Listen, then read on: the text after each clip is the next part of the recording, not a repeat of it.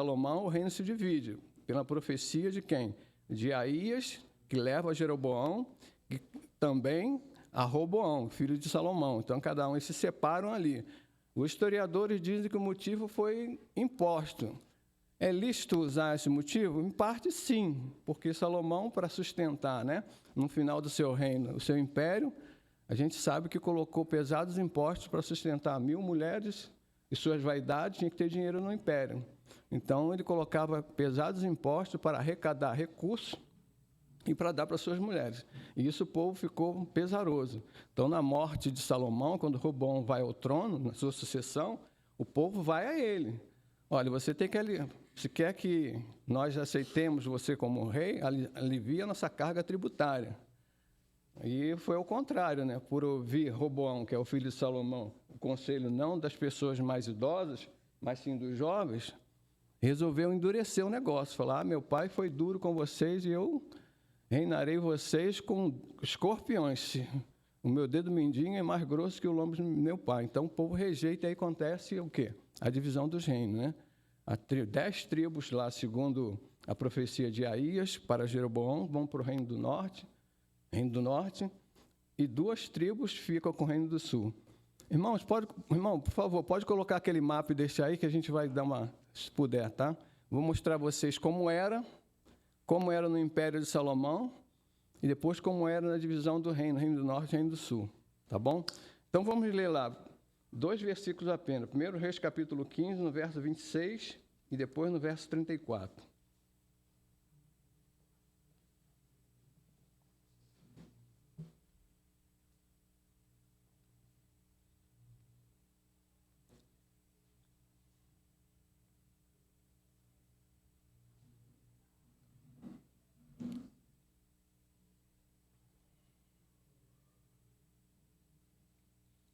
Acharam aí? Vamos lá. 15, 26 diz assim: fez o que era mal perante o Senhor e andou nos caminhos de seu pai e no pecado com que o seu pai fizera pecar de Israel. Isso falando Nadab, né, no pecado de Jeroboão. E depois, lá no final também do 34, vai dizer assim: e fez o que era mal perante o Senhor e andou no caminho de Jeroboão e no seu pecado, o qual fizera Israel cometer. Vamos orar? Deus, nós te agradecemos por esse privilégio de estarmos diante do Senhor, junto com a tua igreja, para aprendermos da tua palavra. Sejamos nós confrontados pela exposição e realidade profunda da mesma, para que saiamos deste local mudados, Senhor, com a mente totalmente possuída pelo teu Espírito, a fazer aquilo que apraz o teu coração para a glória do teu nome. É a oração que te faço em nome de Jesus. Amém. Então, já vamos ver esses 2 capítulos que eles vão se repetir ao longo dos reinos do norte. Falando em sucessão é aquele que vai preceder o outro, né? A gente sabe disso, dessa palavra. Aí cabe uma pergunta bem interessante aqui. Qual, no reino do norte dos 20 reis, né? Qual dele foi o melhor rei?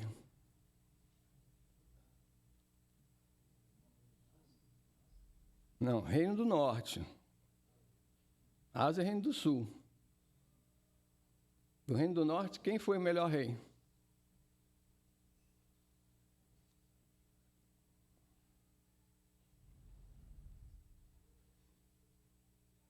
Ninguém. Não teve um rei bom. Nenhum. Dos 20, todos foram terríveis. Ali o mapa colocado, eu falei para os irmãos, quando a gente estudou aqui sobre a história de Israel, Josué, quando assenta o povo dentro da terra prometida, lembra? Assim era, começou. Depois veio o período dos juízes. Passa para mim, irmão, outra página, por favor.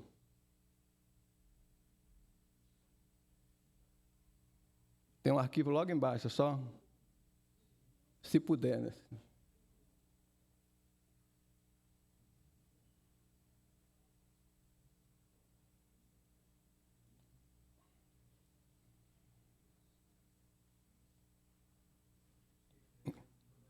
Tá, enquanto ele fala ali, a gente vai ver, mostrar aos irmãos, que o reino mais próspero ainda, unificado, como Israel, 3 reis a gente estudou sobre isso também, que foi lá Saul, Davi e Salomão.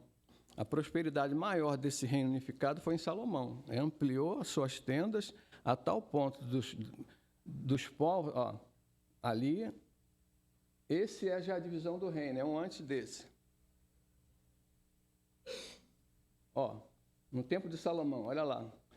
Ele ampliou de uma forma que foi o maior período de prosperidade de Israel. Do lado, vocês podem ver em vermelhinho ali, são povos que serviam Salomão. Salomão botava também taxas pesadas sobre esses povos. Não havia guerra, e o texto fala que Deus deu prosperidade e paz por todos os lados a Salomão. Então, Salomão foi um reino de grande riqueza. Até os povos vizinhos serviam Salomão, quando ia visitá-lo, levavam lá charretes de ouro, né, pratas, pedras preciosas. Então, foi um reino muito rico. Assim era, tá? Agora, passa o próximo, por favor. Aqui ainda é Salomão, só para os irmãos terem uma ideia. Ainda peguei 2 mapas. Agora o outro que você botou. Aí a divisão dos reinos. Assim ficou, isso que a gente está estudando. Na parte verde para baixo lá, um contorno, é o reino do sul. E na parte de cima é o reino do norte. A parte de baixo está muito pequena ali, vocês vão ver a Judá. E a parte de cima ali, ficou melhor, tá vendo? O amarelinho é o reino do norte e o verde é o reino do sul. É esse período aqui que a gente está estudando. Assim que ficou a divisão. Então, foram sucedidos reino para o norte, como se fossem 2 países, né? Como se fosse assim, Alemanha Oriental e Ocidental, ou Coreia do Norte e Coreia do Sul, exatamente assim. Então, lá em cima tem 20 reis, a gente vai estudar no decorrer da lição da revista que vem, terminando hoje, e a parte de baixo também 20 reis. Lá em cima só teve reis piores, né? Terríveis. Então, a gente vai começar aqui sobre a sucessão do reino do norte. E o autor da lição aqui fala uma coisa bem interessante, que vale a pena ler, né? Os reinos do norte. Vou começar para vocês aqui. É um texto bem interessante que vale a pena ler. O autor fala assim, quando Deus colocou Davi no trono, ele fez uma promessa a respeito de Judá, sobre o reino unificado, né? Ele fez uma promessa a respeito de Judá. Quando a sua vida chegar ao fim, escolherei um de seus filhos para suceder, que foi Salomão, né? É a promessa. E eu estabelecerei o reino dele. Será ele quem construirá o templo em honra ao meu nome. Eu firmarei o trono dele para sempre. Eu serei seu pai, ele será meu filho. Quando ele cometer erro, eu o punirei com o castigo dos homens. Mas não retirarei dele meu amor, como retirei de Saul, a quem tirei do seu caminho. Quanto a você, sua dinastia e seu reino permanecerão para sempre diante de mim. O seu trono será estabelecido para sempre. Isso é Deus falando a Davi, tá? Isso é Deus falando a Davi. Por isso que a gente sabe que o reino... Aí fala, por que então essa separação se não foi por imposto? Alguns historiadores dizem que foi imposto, mas foi já uma providência divina. A gente sabe que o que acontece, né? Quando Salomão morre, o Roboão vai ao trono, que eu já falei para vocês, porque é aquela divisão por causa de impostos, surge Jeroboão. Quem era Jeroboão? Era alguém que trabalhava no reino de Salomão, né? Alguém laborioso, alguém que trabalhava duro, e Salomão viu aquilo como uma ameaça, e acima de tudo, porque Aías profetizou para ele, rasgando a sua veste em 12 pedaços, dando 10 a ele, dizendo que Deus largaria o trono e daria 10 tribos para ele. Então Salomão soube disso e queria matá-lo, e ele foge para o Egito. E quando Salomão morre, Roboão vai assumir o trono, ele volta, porque Roboão vai a Siquém. Siquém era uma cidade onde se decidia as coisas, né? E lá em Siquém que Roboão rejeita a promessa, né, o conselho dos mais velhos sobre aliviar os impostos e aceita o conselho dos mais novos, onde o povo rejeita. Que temos nós com Davi, já que você não vai aliviar, então a gente não quer mais nada com você e todo mundo. E quem estava nessa assembleia aí era Jeroboão. Então, o povo das 10 tribos que se separaram rejeita o governo de Roboão, que era sucessor ali de Salomão. O que ele faz? Jeroboão aproveita a oportunidade, né? E, claro, já era uma promessa de Deus, dada pelo profeta Aías, e assume as 10 tribos. E aí é uma separação. E nessa separação começa o quê? Mas nessa separação é interessante, que Deus já tinha profetizado essa separação, mas orientou a Jeroboão, que vocês estudaram também em lições passadas, a mesma orientação que ele deu a Davi, a mesma orientação que ele deu a Salomão, né? Dá também a Jeroboão. Se você andar nos meus caminhos, ser sincero, né? Andar nos mandamentos como mandou seu pai Davi, não salvará sucessor no seu trono. Disse isso a Jeroboão.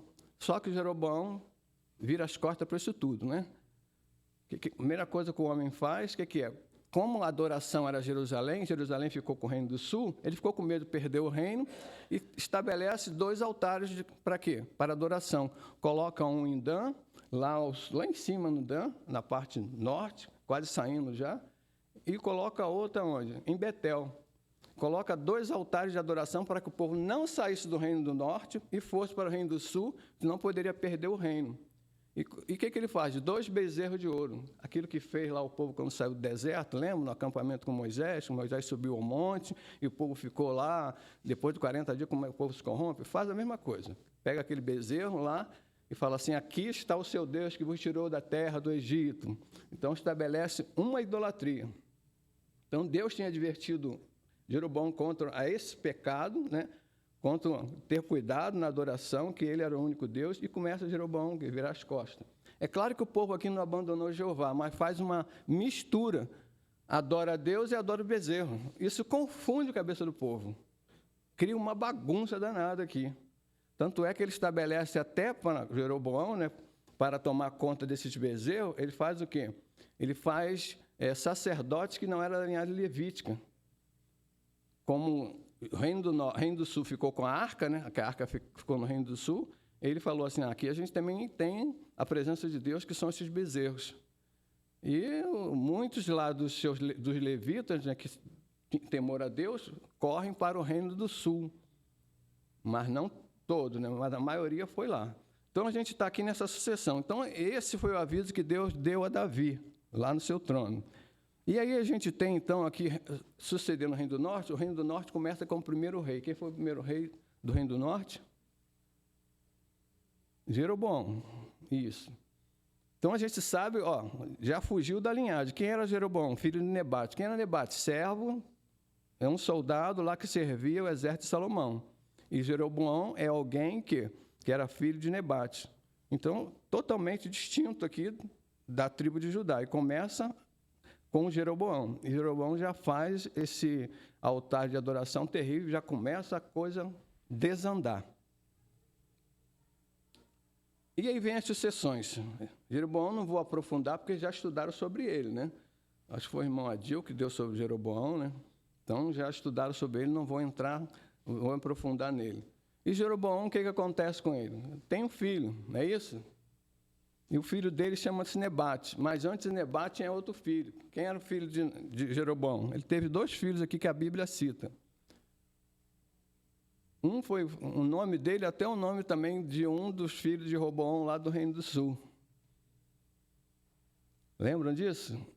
Lá no capítulo 14, vocês vão ver que era Abias, né? Abias só morre jovem, fica doente e morre jovem. Vocês vão ver isso mais à frente, aqui no capítulo 14, 1 Reis. E quando ele fica doente, até ele manda a esposa dele se disfarçar, lembra disso? Vai lá disfarçar e vai ao profeta Aías, que já estava velho, já estava cego, e vai consultá-lo para ver o que sucederá sobre esse nosso filho que está doente, se ele viverá ou morrerá. E ela se disfarça, né, como ele falou para se disfarçar, leva lá mel, bolo, pão. Só que Aías tinha sido advertido por Deus, né, falando assim, a viúva de Jeroboão vem a ti. Isso, ela falou tudo o que ia acontecer. Então, ele já estava preparado. Quando ela coloca o pé na casa de Jeroboão, de Aías, que era o silonita, lá de Siló, ele diz, que queres, mulheres de Jeroboão? E tece um duro juízo sobre ele, né? O duro juízo é que o reino seria acabado, ele ia extirpar todo homem de Jeroboão, nenhuma descendência ia sobrar, e, além do mais, esse menino aí que você veio me consultar, quando você voltar e colocar os pés na cidade, ele morrerá. Ele foi para saber de alguma coisa boa sobre uma coisa ruim. Por quê? Já estava com a vida torta, fazendo o povo errar. A consequência disso, irmãos, a gente tem que ter cuidado sobre, quando a gente olha, né, essa lição, a gente tem que ter cuidado sobre a liderança que está sobre você, a liderança que está sobre uma nação. Porque a corrupção aqui e a idolatria começa no Reino do Norte por causa de Jeroboão. Se o cara se corrompeu, colocou altares de bezerro dentro da cidade, em pontos separados, queria que o povo adorasse aqueles bezerros. E vira as costas para Deus. Estabelece cultos ali, inclusive ele se dá uma de sacerdote. Vocês vão ver, né? Quando ele está lá diante do altar para oferecer sacrifício, a Bíblia fala que vem um profeta, né? Que não, um profeta de Deus, a gente não sabe qual é o nome, a Bíblia não cita, e vai profetizar contra ele. Altar, altar. Lembram disso, desse texto lá de Jeroboão, quando estudaram? Estão profetizando com ele sobre a idolatria que ele estava levantando. Então, a gente tem que ter cuidado com a liderança de um país. Porque se ele é corruptível e não segue a palavra de Deus, a gente, de forma nenhuma, tem que acatar o que ele estabelece até como lei dentro de uma nação. Ah, mas, irmãos, a gente, capítulo 13 de Romanos diz que a gente tem que ser sujeito às autoridades. Sim, a gente tem que ser sujeito à autoridade até onde ela não confronta a palavra de Deus. Quando ela vai contra os princípios divinos, contra a palavra de Deus, aí eu não mais tenho um compromisso de obediência. Ah, isso é bíblico? Claro que é. A gente vê isso em Atos capítulo 5. Vocês vão ver lá quando Pedro é levado diante do Sinédrio. Quem estava no Sinédrio? Era o sacerdote e o Senado. Estava proibindo os apóstolos de pregar o evangelho. Não falamos para você não mais pregar nesse nome? E Pedro fala o quê? Mas antes importa obedecer a Deus do que aos homens. Então, confronta uma autoridade. Então, cuidado, tá, com essas autoridades que são constituídas no país, que a sua ideologia é contrária aos princípios bíblicos. Analise isso bem. Não é questão política que eu estou falando, não. É questão de obediência à palavra de Deus. Analise muito, irmãos. Então, não se pegue a um ícone, né? Porque por ele ser alguém de expressão, alguém de carisma. Não, é sobre princípios. Princípios morais. O que esse líder prega, o que ele ensina, quais são a ideologia desse líder. A gente tem que analisar isso. Não, está em conformidade com a palavra de Deus? Não, então não devo obedecê-lo. Vou orar por ele? Vou, para que ele se converta e assim seu coração seja o quê? Maleável a tal ponto de aceitar os princípios divinos. Então, a gente vê aqui no texto que, depois de Jeroboão morrer, a revista fala que quem sobe ao trono é Nadab, que é o segundo filho, que Abias tinha morrido aqui, como falei para vocês agora, na profecia de Aías. Então, esse sobe ao trono. E quem era esse homem? Capítulo 15, lá de 1 Reis, versículo 25 a 28. Nadab, filho de Jeroboão, começou a reinar sobre Israel no ano 2º de Asa. Essa é uma referência boa para ver quanto tempo ele reinou no Reino do Norte, né? Então, por isso que o autor aqui faz uma referência a Asa, que é do Reino do Sul.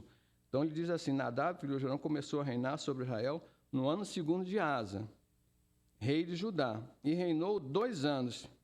E foi um rei legal, né? Temente a Deus, adorava a arca, tinha princípio divino, né? Estabeleceu o culto, né? Adoração a Jeová, não é isso? Foi um rei legal, não foi? Olha o que o texto diz, terrível isso, né? Fez o que era mal perante o Senhor e andou nos caminhos de seu pai. Quem era seu pai? Jeroboão. E no pecado com que seu pai fizera pecar Israel. Conspirou, olha só o que acontece. Ele reina 2 anos. Aqui não tem detalhadamente como foi seu reino, mas a gente vê que foi catastrófico esses 2 anos. E o que acontece? Há uma conspiração sobre ele. Já vai mudar a dinastia. Eu falei para você que são 20 reis com 5 dinastias diferentes. Então, aqui já vai começar a mudar. Então, no capítulo 27, diz assim, conspirou contra ele Baasa, que é da revista aqui no texto de 1 Reis, capítulo 15, do 28, até o 16, 7. Esse evento se dá. Conspirou contra ele Baasa, filho de Aías. Não é o profeta, tá? Esse Aías aqui é da tribo de Sacá, diferente do Aías profeta. E feriu em Gibeton, que era dos filisteus. O povo de Israel estava em guerra.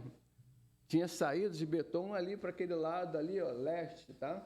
Então havia uma guerra ali contra os filisteus. O povo estava ali guerreando para...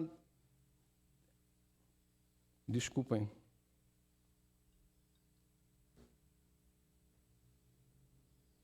Para não ser tomado o seu território. E nessa guerra aqui, Baasa conspira contra Nadab, que era o rei, e faz o quê? Conspirou, vamos lá no capítulo 28 agora. Baasa, no 3º ano de Asa, rei de Israel, matou Nadab e passou a reinar no lugar dele. Rouba o trono. Aproveita o ensejo de guerra, a bagunça que estava naquela região, mata Nadab e vai e assume o trono. Olha que catástrofe terrível, que coisa. Os historiadores dizem que nesse reinado de 20 reis ali, Até revista aqui no finalzinho ele vai falar sobre isso. Vale a pena até antecipar aqui. Lá na conclusão, o autor vai falar uma coisa bem interessante. Nesta lição, estudamos a vida de 7 dos 19 reis de Israel. Todos os 19, ele fala 19, mas esqueceu de um rei aqui. Depois eu vou falar para vocês qual é. O autor da revista não leva em consideração. Todos os 19 deram mau testemunho. Todos levaram o povo para longe de Deus. Somente 7 morreram de causas naturais. Olha só, eram 20, irmãos. 7 morreram de causas naturais. 13, o que aconteceu? Um foi ferido por Deus, 2 morreram na guerra, um suicidou-se, um caiu do andar superior da casa e morreu, e 6 foram assassinados. Olha que reino, catástrofe. Por quê? Tudo porque se afastou dos caminhos de Deus. Se afastaram eles do caminho de Deus. Viveram na idolatria, acharam fazer um rei segundo a sua conveniência, por motivo a gente sabe de que econômicos, claro, e aproveitar a religiosidade do povo e a idolatria para atrair a atenção do povo para longe de Deus. Essa é a catástrofe que aconteceu. Então a gente sabe que esse aqui, Baasa, sobe ao trono. Alguns dizem que esse Baasa foi um bom administrador, que ele vai reinar aqui, se eu não me engano, 24 anos, até ficou bastante tempo no reino, né? Então foi um bom administrador. Mas também o que acontece com ele depois, com Baasa? Matou Nadab e assume o reino. E vai ficar reinando. E, inclusive, o texto bíblico anterior aqui vai falar que esse Baasa fez até guerra contra quem? Contra Asa, lá do Reino do Sul. Ele faz guerra. É um rei tão poderoso que assume, né? Controla a tal ponto que era bom administrador, que foi lá confrontar Asa. É aquele que faz Asa pecar, que Asa tinha sido livrado de um exército sírio de 1 milhão de soldados contra 600 mil, e ora a Deus, Deus dá o livramento. Depois, quando Baasa vai confrontá-lo, ele vai fazer pacto com o rei da Síria. Tira lá os tesouros da casa do Senhor, oferece o rei da Síria para poder ajudá-lo para afastar Baasa, que estava confrontando ele aí. Aí é repreendido duramente. Então, Baasa é essa pessoa aqui que faz essa guerra. Então, dizem que foi um bom administrador. Mas andou nos caminhos do Senhor também? Olha aqui, o texto que a gente vai pegar lá no verso 33, né? No 3º ano de Asa, rei de Judá, Baasa, filho de Aías, começou a reinar sobre todo Israel, em Tinsar, né? 24 anos reinou ao tempo dele, reinou bastante. E fez o que era mal perante o Senhor, e andou no caminho de Jeroboão, e no seu pecado, o qual fizera Israel cometer. Mais uma catástrofe. Parece que as coisas vão contaminando, né? Na água, a gente vê que como é o nome dele? Nadab fez isso, e agora Baasa vai fazer a mesma coisa, né? A mesma situação, depois de reinar 24 anos. E aí o que acontece com Baasa? O que acontece com Baasa?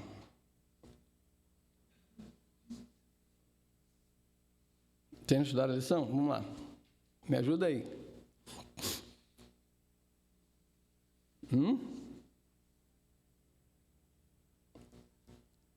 O que acontece com ele, irmãos? Vamos lá no finalzinho já do texto, né? 16:7. Assim veio a palavra do Senhor por intermédio do profeta Jeú, filho de Anani, contra Baasa e contra a sua descendência. E por todo o mal que fizera perante o Senhor, irritando com as suas obras, para ser como a casa de Jeroboão, e também porque matara a casa de Jeroboão. Aqui tem uma profecia que a gente vê. A casa de Nadab seria exterminada, de Jeroboão, mas a descendência dele tem uma profecia. E toda ela seria exterminada, todos os homens. E ela se cumpre em Baasa, que ele toma o reino de Nadab, a gente vê isso, e mata toda a descendência dele. Então a profecia aqui se cumpre. Mas agora vai acontecer praticamente a mesma coisa com ele. A gente vai ver isso sobre a sua descendência. Então, o texto está aqui, que aconteceu com ele, né? Irritando com as suas obras, porque ele cometeu as mesmas práticas de Jeroboão. E também porque, além dele ser o executor da profecia, ele também ia pagar, porque ele tinha interesses políticos e econômicos para fazer isso, para tomar o reino. Não simplesmente para cumprir a profecia, isso vai cumprir também na vida dele.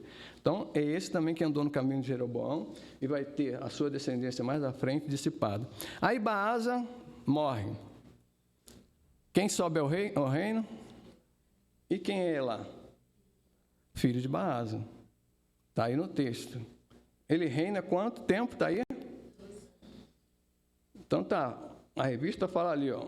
Era filho de Baasa, quem? Elá. Foi morto por Zinri, está aí, ó.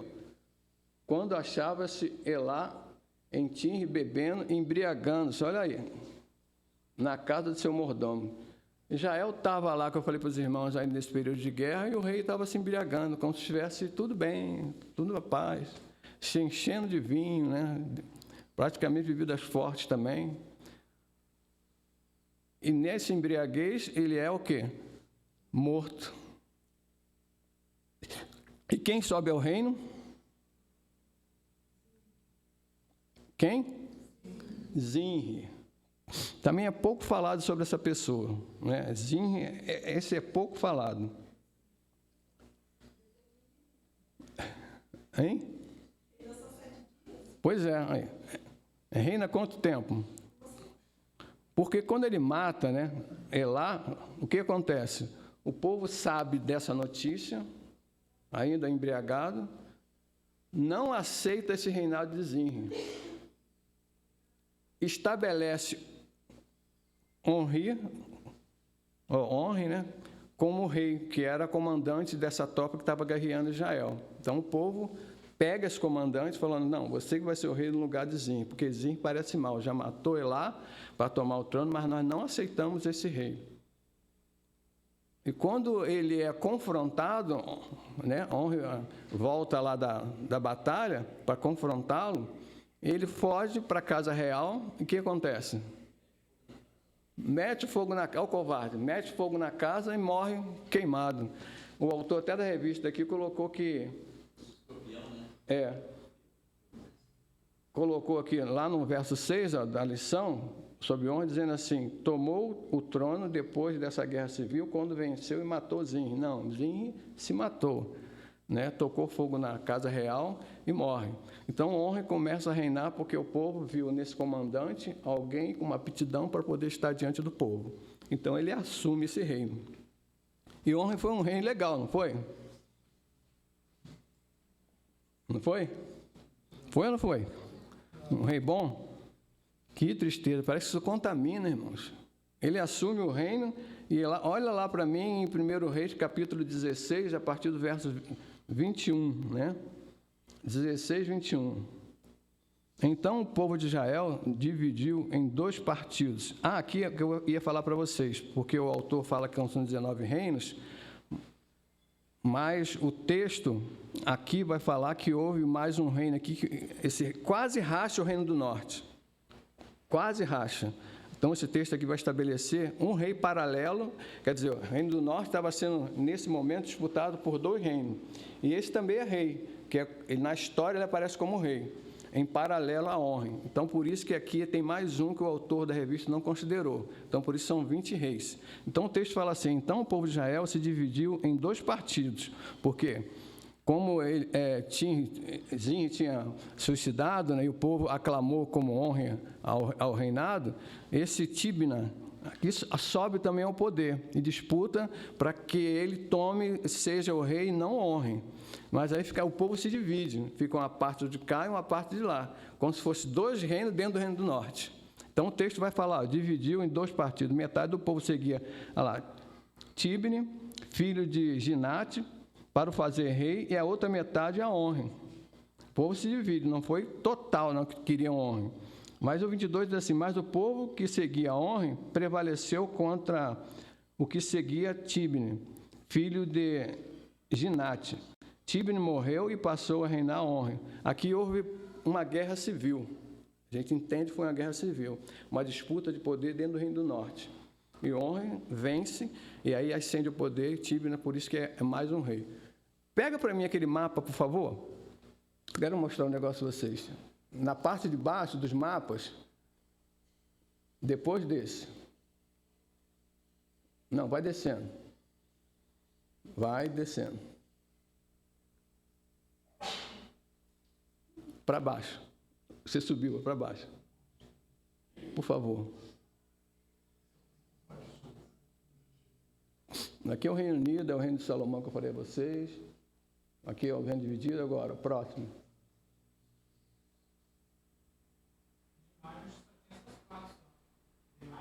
Não, embaixo tem alguma coisa escrita que eu deixei lá, foi tipo uma planilhazinha.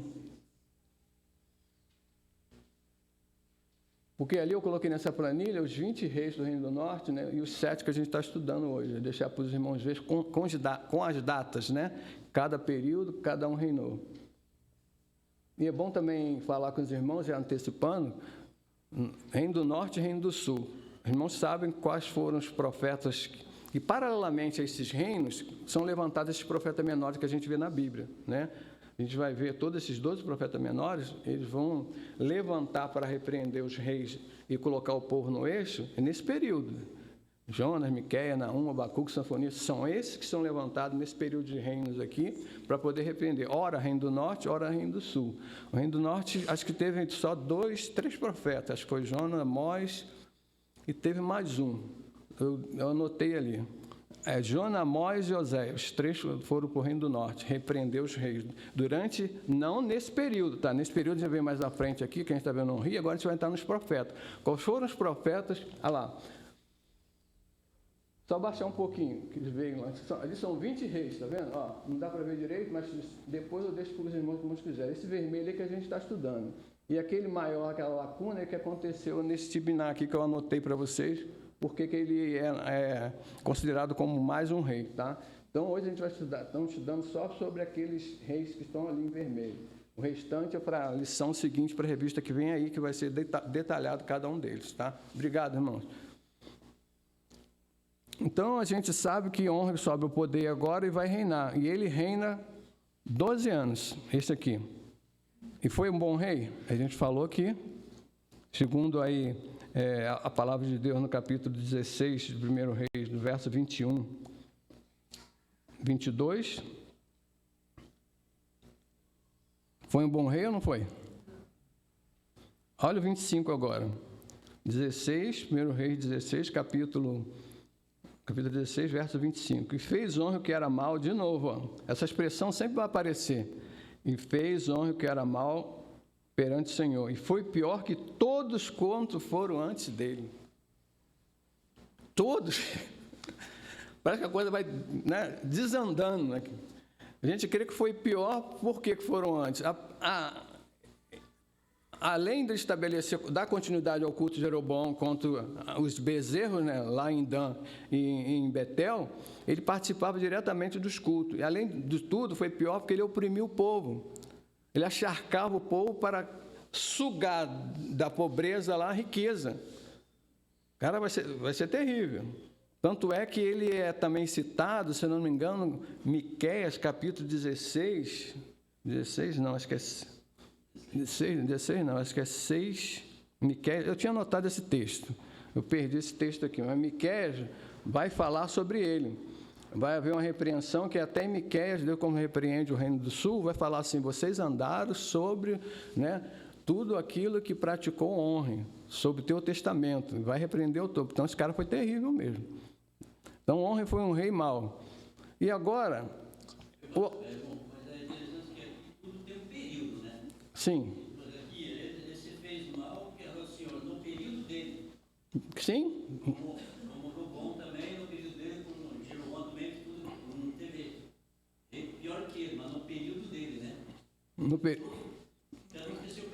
Não, daqui para trás, de Jeroboão até ele foi o pior. Ele foi pior até que Jeroboão. O texto fala isso, foi pior que todos foram antes dele. Exatamente. Foi pior até que Jeroboão. Jeroboão, o período dele foi pior. Aqui, o período desse rei também foi o pior. Sim. Não teve no meio ali. Ele fala pior porque compara Jeroboão e os 5 reis que a gente vê aqui. Nadab, Baasa, Elá, Zinri, e ele foi o pior do que todos esses que estão aqui. Vão subindo assim, o degrau da maldade. E a gente vai ver no decorrer dos reinos aí, reinos também terríveis aí. A gente vai ver que Deus vai falar que dele nem se lembra mais. Reino Acai, a gente vai ver esses reis aí terríveis mais para frente, tá? O período terrível também foi Jeroboão II, onde esses profetas que eu falei, Jonas, Amós e Miqueias, vai profetizar. A tal ponto que 3 profetas lá que eram contemporâneos profetizavam, lá no tempo de Jeroboão II, mas é bem lá para frente, na outra revista, eu não vou entrar nesse detalhe, mas foi também um período terrível do Reino do Norte. Então, o efeito disso tudo, como o povo que eu falei para vocês, né? Uma vez que o rei, o dirigente, né, da pátria se corrompeu, parece que todo o povo foi atrás, gente. Parece que não havia um temor aqui, né, um princípio moral do povo para poder repudiar todo esse culto. O povo abraça. A gente não vê uma rebeldia do povo quanto essa idolatria, começada em quem? Jeroboão. A gente não vê isso rejeitado, o povo abraça esse negócio. Então, por isso que o autor colocou o efeito lá no ponto 7 da lição, e diz assim, o efeito, né, disso, tudo na vida nacional, porque o povo, cada dia, pior. Pagou por isso tudo, que foi até oprimido. Honra, então, a riqueza das pessoas ricas e pobres lá, foram todos para o reino. Pode falar. Eu acho que, quando fala assim, pior do que os outros, porque os outros faziam coisa ruim, né? Mas também deixava lá, por exemplo, o João colocava lá os filhos lá, orava, né? Quem quisesse, né? E ele, né? Mas esse cara aqui, ele era pior que os outros, porque ele punha punição. Eu imagino que vocês têm que adorar, porque senão vocês vão sofrer tais consequências. Né? Então, punha, ele fazia o pecado. Ele liderava todos esses cultos. Sim, havia sim opressão, da forma que o irmão está falando, não está certo. Ele liderava a tal ponto, né, de dizer que o povo, naquela época, eu falei para os irmãos, Jeová não tinha sido abandonado, mas havia uma mistura de cultos. Ele adorava Jeová e adorava os bezerros. Esse aqui, a gente vê que foi terrível, pior que os outros, que é isso que ele está dizendo. E tem pouco de razão. Porque, além de liderar o culto, queria o culto só para os bezerros. Foi pior, e, além de tudo, ele estabeleceu um caos social, porque ele oprimia o povo. Né? Sobre a adoração, se não fosse adorado, ele penalizava a tal ponto de tirar as propriedades do povo para o reino. Sim, por isso que diz que foi pior, de todos eles. Então, a gente vê aqui qual foi o efeito nacional. Pois não.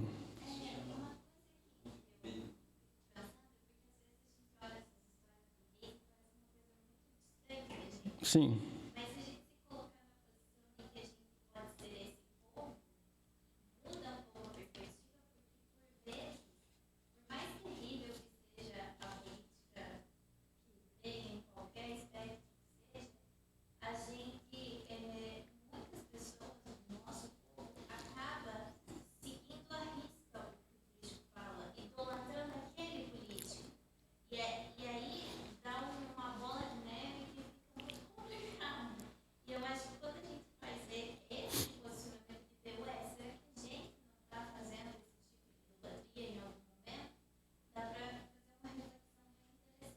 É por isso que eu falei para os irmãos, cuidado com o rei, com o líder de uma nação, ainda que ele tenha carisma.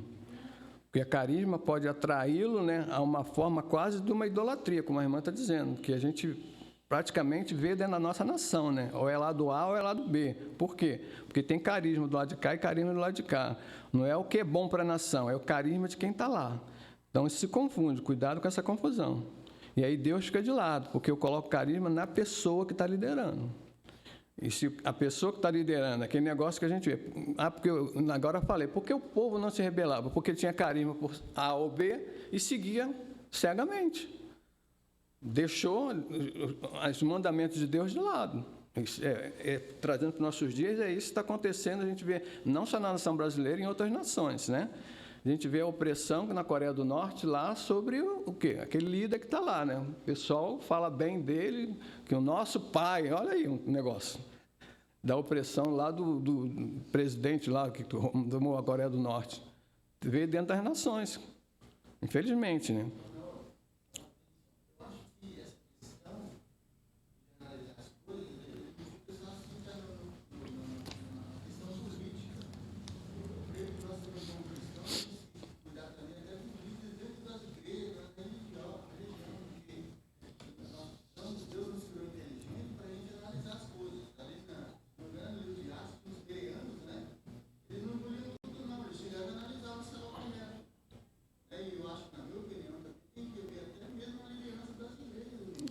A gente pode depois, que o irmão está falando, detalhar isso, porque é verdade que começa na liderança política, porque é alguém que lidera um povo, com uma extensão maior de gente.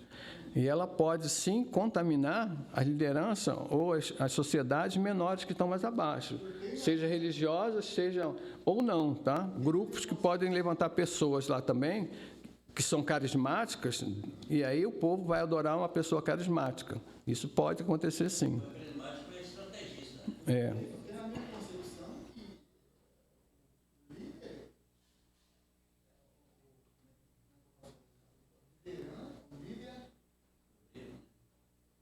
liderados digamos assim, são da liderança.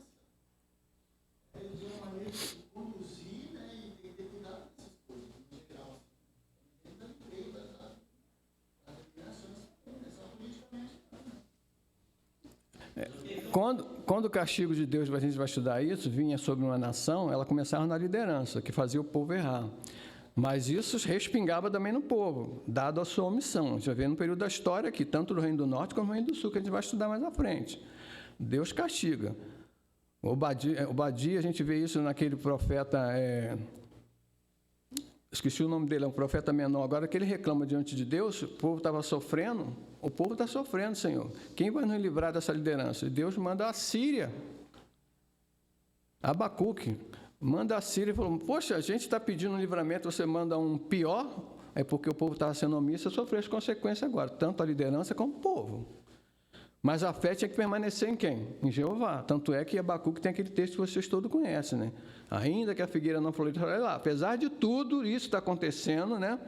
O caos social aqui, apesar do rei, né, perverter o culto a Jeová, levar o povo a uma idolatria, mas eu permaneço fiel, não quero ser idólatra, nem adorar a pessoa do rei, nem o culto que ele propaga. Ainda que esse caos se instala aqui sobre a nação que vai nos punir, eu permanecerei fiel. Aí, alguém que levanta a voz. E agora a gente vai entrar num processo aqui bem interessante, que Deus repreendia, né, os reis, mas levantava quem para essa repreensão? O que é um profeta, hein? Será que a gente sabe? Eu peguei as definições aqui só para a gente situar, mas é isso também, tá, irmão? Isso. Profeta, eu peguei uma definição aqui do comentário de Davis, ele diz assim, autoridade infalível para falar em nome de Deus. Era uma classe de homens ou mulheres, que a gente vê duas mulheres lá na Bíblia, né? Uda e a gente vê Débora também, levantada, né? Chamada por Deus para dirigirem ao povo, se dirigirem ao povo, dando-lhes palavra em nome dele, quem? De Deus.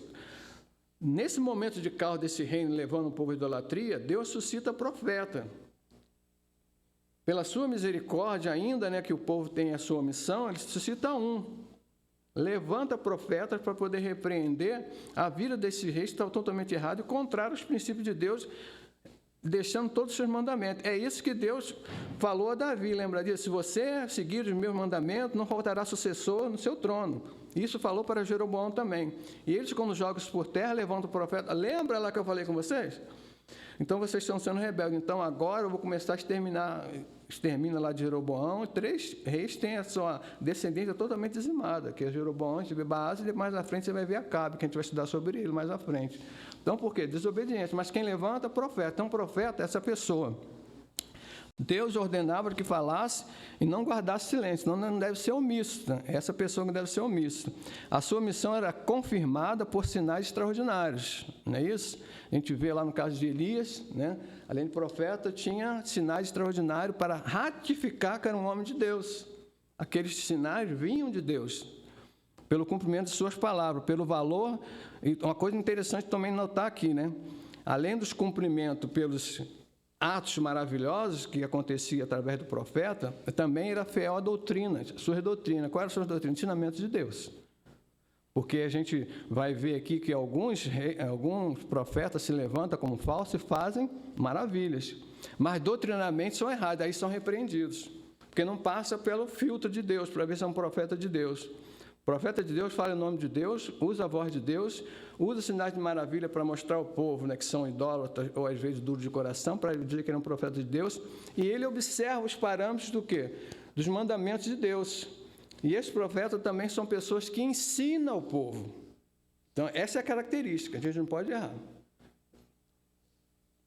Então, a gente viu aqui sobre Elias, a gente fala sobre Eliseu, né, que era um profeta de Deus. Lembra de Eliseu, quando manda lá o caso de Naamã, que vai, esse comandante da Síria lá, vai ter com ele sobre o homem leproso? A palavra dele se cumpriu? Era leproso e foi diante de Eliseu, Eliseu falou o que para ele? Vai lá no Rio Jordão e mergulha 7 vezes que você vai ficar curado. Cumpriu-se? Cumpriu, o sinal de maravilha. Mas Eliseu é um homem também que observava os princípios divinos, né? Não é simplesmente ele fazia, né? Deus usava através dele fazer esses milagres para que o profeta fosse engrandecido. Não, para que Deus se desse a conhecer através da pessoa do profeta. Isso é o perigo que a gente tem no dia de hoje. Claro que hoje a gente pode dizer que tem esse ofício de profeta hoje? Não, a gente não tem mais, né? Deus usou enquanto a gente olha para Hebreus capítulo 1, lá no verso 1 e 2, a gente vê claramente lá, né? Havendo Deus antigamente falado aos pais pelos profetas, né? Hoje nos fala através do Filho. Então está lá, ó. Deus usou seus profetas quando tinha que levantar para repreender os reis. Mas agora nos fala através do Filho, através da sua palavra. Então, você pode usar, como falei no princípio aqui, né? A gente vai não obedecer uma lei de uma autoridade que é constituída, porque ela está indo contra os princípios divinos. Então, para eu rebater e não obedecer, eu tenho que mostrar na palavra que ele está sendo contrário aos princípios de Deus, que ele estabeleceu para o seu povo. É por isso que eu não obedeço, não é uma rebeldia contra a pessoa, mas contra a sua conduta e seus ensinamentos. Porque eu tenho como parâmetro aqui de orientação a palavra de Deus. E o Senhor está indo contra os princípios divinos, então não cabe aqui obedecer. Isso que eu falei para vocês lá em Atos capítulo 5, né? Quando Pedro é levado diante do Sinédrio e do Senado. Mas antes importa obedecer a Deus do que aos homens, porque vocês mataram o autor da vida. E eu acuso lá que foram eles mesmo que induziram o povo a que Jesus fosse crucificado, né?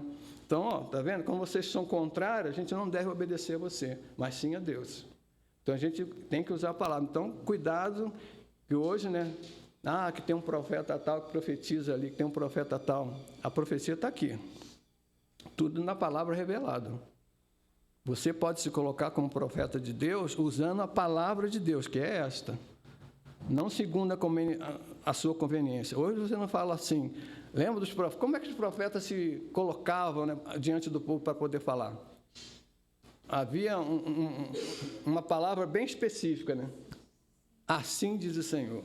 Olha aí. Ele não falava assim próprio. Exatamente.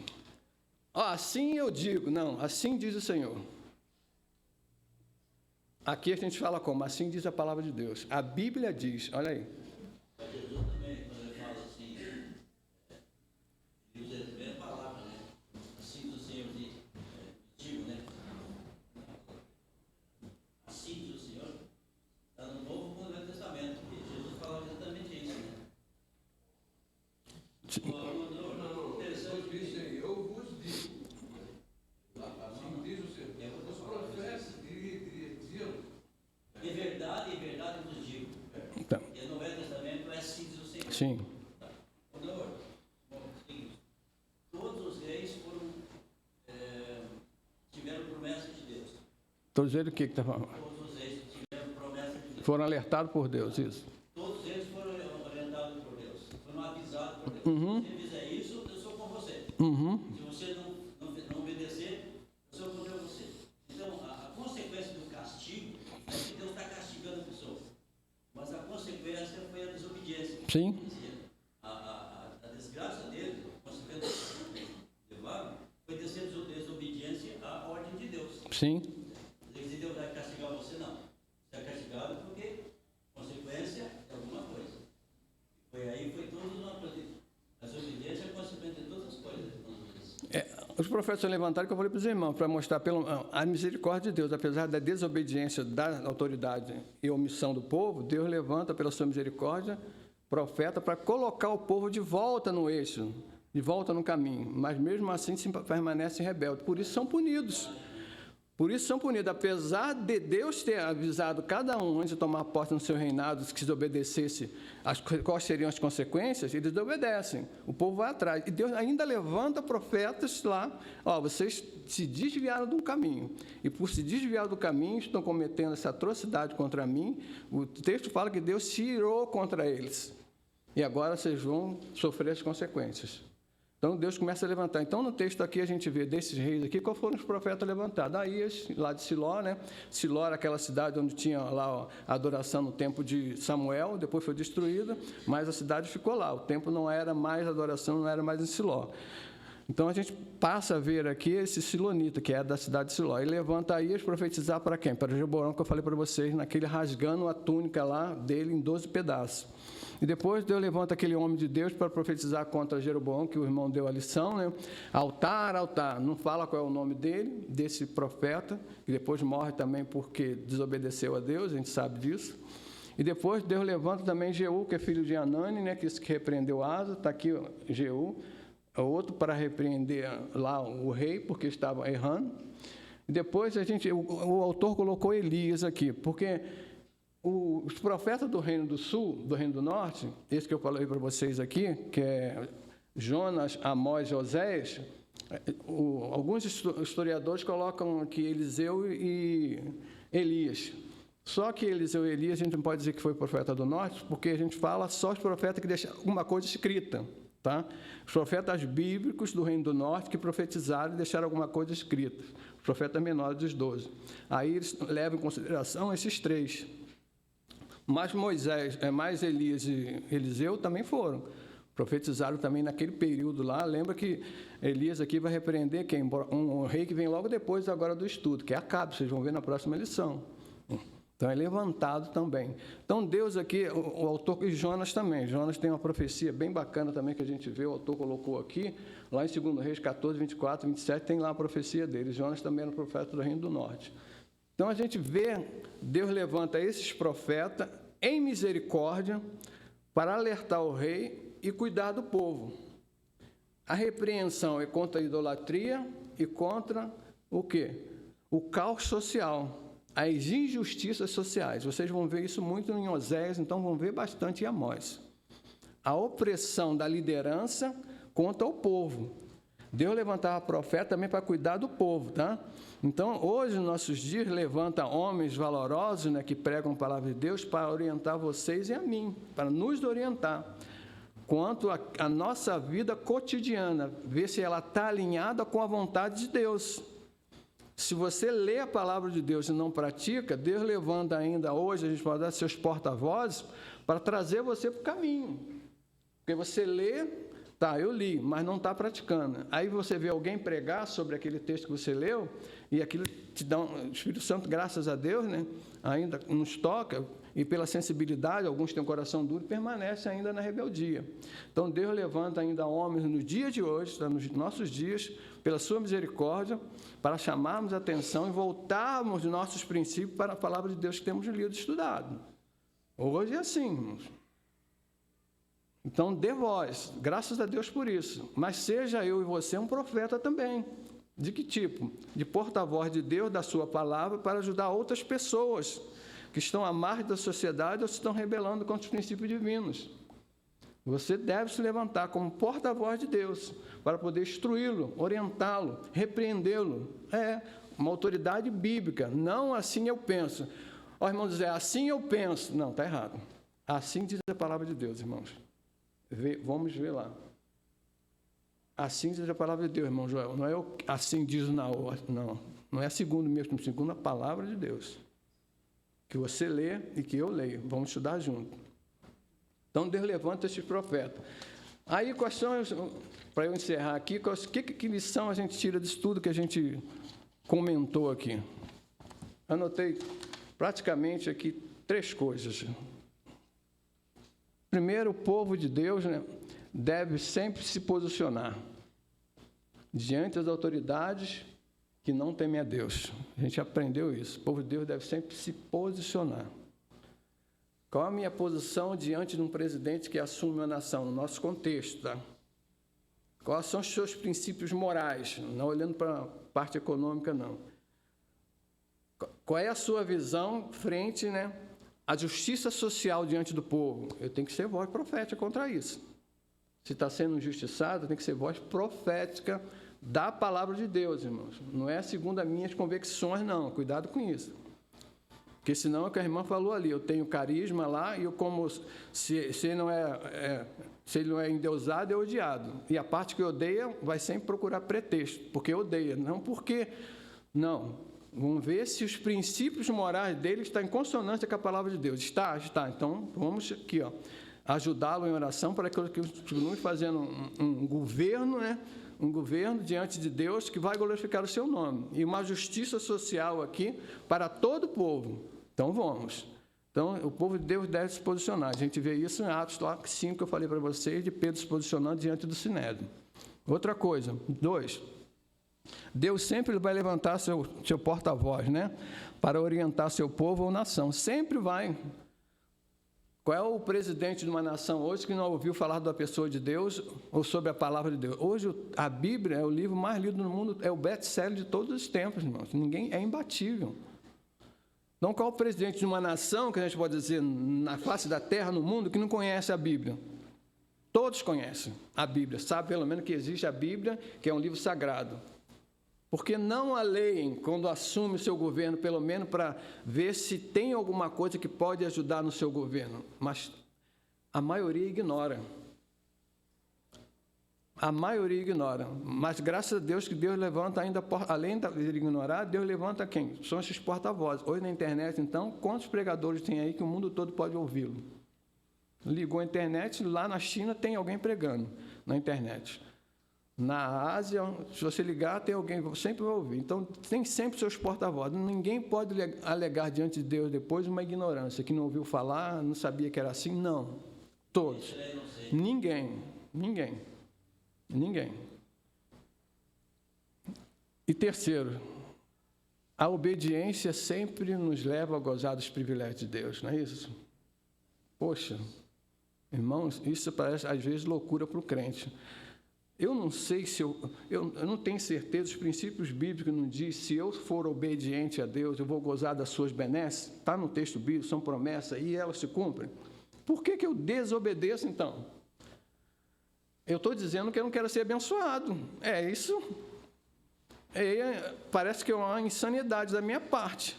Se eu sei que a coisa boa obedecer, eu vou usufruir da bondade da presença de Deus, por que eu vou renegar, eu vou me rebelar contra a sua vontade? Isso é insanidade, só pode ser. Só pode ser. As promessas da Bíblia são para nós que somos obedientes. Você quer ser abençoado? Seja obediente, integralmente. Integralmente. Ah, mas eu vou passar por luta e tribulação? Vai passar sim. Mas a promessa de Deus é não deixar você só. Lembra de João 16, 33, que o texto que vocês todos conhecem? Digo essas coisas para que tenhais paz, porque no mundo tereis aflições. Portanto, tenha bom ânimo, que eu venci o mundo. Jesus falando lá para os seus apóstolos. Né? Terão aflição? Terão. Mas tenha bom ânimo, que eu venci o mundo. Está dizendo que ele venceu, que ele vai ser sempre nosso vencedor. A vitória que nós temos não é nossa. Aquilo que foi conquistado não é segundo nossos esforços, é segundo a graça dele. Os nossos esforços vêm depois, porque ele nos concedeu força para poder lutar e alcançar, chegar naquele alvo que nós, né, anteriormente, nós colocamos para poder chegarmos. Mas foi pela sua graça que nós chegamos lá. Tudo isso foi proporcionado, né, de uma forma a me encaminhar para aquele alvo. Foi a graça dele. Eu não posso bater no peito que é o meu esforço. Eu estudei para isso. Não. Se deu porque Deus deu saúde a você, deu inteligência, deu sabedoria. E você, nessa sujeição e colocando a Ele, o colocando como princípio de todas as coisas, você foi abençoado, porque você obedeceu integralmente. Então, obedeça, irmãos. Sejam obedientes à sua palavra. Sejam obedientes a esse grande Deus. Você só tem a ganhar. Só tem a ganhar. E a bênção maior, a gente já sabe qual é, né? Não são as coisas, imóveis, dinheiros, patrimônios, tudo vai ficar por aí. Nossa bênção já está lá na eternidade nos aguardando, né? Onde gozaremos com todo o ápice. Ela começa aqui nossa vida, né? Eu tenho a vida eterna no momento que eu creio, segundo João 5,24, eu tenho hoje, mas gozarei sem nenhum empecilho, né? Sem nenhum entrave, sem nenhuma luta, sem nenhuma aflição, em todo o seu ápice, quando ele voltar e me buscar. É promessa, irmãos. Você crê nessa promessa? Então, desfrute da obediência. Cada vez mais você vai ansiar por essa presença, por esse retorno dele, a buscar a sua igreja para estar com ele para todo sempre. Amém, irmãos? Então, Joel, passei 10 minutos, desculpe aí.